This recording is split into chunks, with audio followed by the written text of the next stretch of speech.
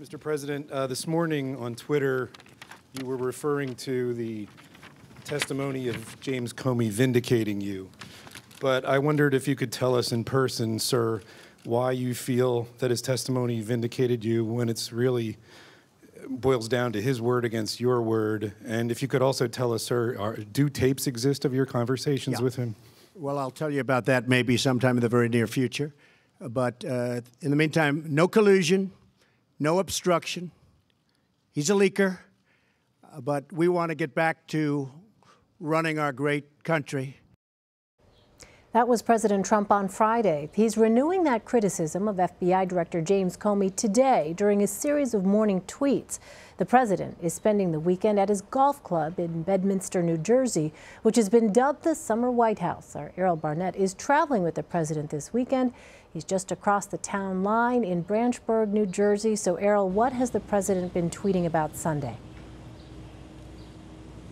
Well, Elaine, the president is online and back on the attack. He seems to be suggesting in a series of tweets this morning that he wants credit for the state of the U.S. economy, and he's attacking the mainstream media and Democrats, typical targets for the president. On the economy, he's citing these details. He wrote, quote, Dow up 16%, NASDAQ up 19.5%, drilling and energy sector way up, regulations down, 600,000 jobs added, unemployment down to 4.3%. What's interesting is that the unemployment numbers, for example, were the type of information and data that as a candidate, Donald Trump said was false during the Obama administration. So it's interesting that today he wants to point to those same facts as things he should be given credit for. He goes on, though, to directly criticize former FBI Director James Comey in saying, quote, I believe the James Comey leaks will be far more prevalent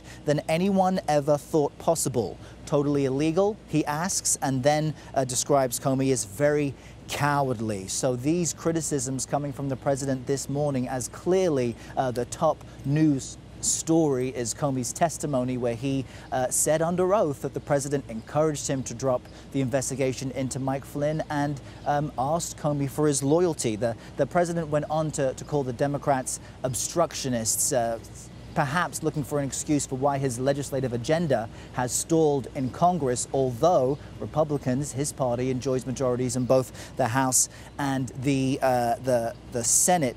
As far as the existence of tapes, which the president teased on Friday to the White House press, there is a growing feeling of suspicion that perhaps these tapes don't really exist, and that's because previously the president had teased an investigation into the birth certificate of President Obama. He had claimed that he would release his tax returns if and when he ran for president, and those teases, we should say, never came to light. No proof was ever shown, and of course the president's tax returns have never been released. But this morning, as usual, the president is back in form on the attack on Twitter. Well, Errol, on the James Comey testimony, let's play a clip of the president's son, Donald Trump Jr., on Fox News last night. I hear the Flynn comment. You and I both know my father a long time. Well, when he tells you to do something, yes, guess what? There's no ambiguity in it. There's no, hey, I'm hoping. You and I are friends. Hey, I hope this happens, but you got to do your job. That's what he told Comey. Is the president's son confirming James Comey's version of events here? Well, it certainly seems as though, Elaine, and what's interesting, if you just step back and look at who is backing up the president's version of events and who is backing up the FBI director, the only person who does not believe that what James Comey said was true is the president himself. And so when you show that clip of his own son saying, yes, when the president, when Donald Trump asks for something, you know that it's something you're supposed to do. He's confirming what James Comey described in his Senate testimony, which was that he felt very uncomfortable to be with the president alone and then being encouraged to let the investigation go. What is an also unanswered question is why the president cleared the room of Attorney General Jeff Sessions and his White House staff to speak to former Director Comey in the White House, and those questions have yet to be answered. So unfortunately for the president, his own family now is adding to the suspicion that perhaps what the president said at the White House Rose Garden on Friday isn't true. Well, Attorney General Jeff Sessions is testifying before the Senate Intelligence Committee this week. What do we know about that? Well, the details on this hearing are still being worked out. It's unclear if this address to the Intelligence Committee will be in public or private. We found out just yesterday that the Attorney General would not be attending a previously scheduled appropriations meeting at the Senate on Tuesday. Democrats had made it very clear, Democratic Senators Leahy and Al Franken, that they are curious as to why, during his confirmation hearing, Jeff Sessions misled them regarding his contacts with the Russian ambassador. They are suggesting that perhaps he committed perjury when he did not fully admit the number of meetings that he had. And they had made it clear that they would ask him about this during the appropriations meeting. So Jeff Sessions will now have his deputy, Rod Rosenstein, attend that meeting in his place, while Sessions will meet behind closed doors to discuss the reaction to James Comey's testimony and what his role in this story is. Remember, it was only after a Washington Post article reported that he had these additional meetings with the Russian ambassador that Sessions recused himself from the Russia investigation. So there are still many unanswered questions as far as how much he knew during the past few months. Errol, there's some reporting today that the president's state visit to the UK may be put on hold. The Guardian says, quote,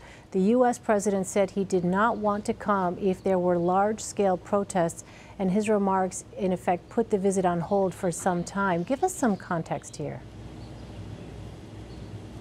Well, there was no predetermined date set for President Trump's visit to the UK. Prime Minister Theresa May invited the president after she visited the White House after his inauguration. So there were no public details shared of this visit in the first place. And the White House is telling CBS News today that, quote, the president has tremendous respect for Prime Minister May. They, although, did not discuss what the details are. So from stateside, there's no confirmation that what is being reported in the UK is true. But what we know is that President Trump has publicly had a disagreement, an online fight, you could describe it, with London's mayor, Sadiq Khan, after the London Bridge attacks. The president seemed to mischaracterize Khan, saying that there's nothing to be alarmed about in reference to an increased police presence. The president on Twitter had criticized that, and then the London mayor had said that the country should not roll out the red carpet for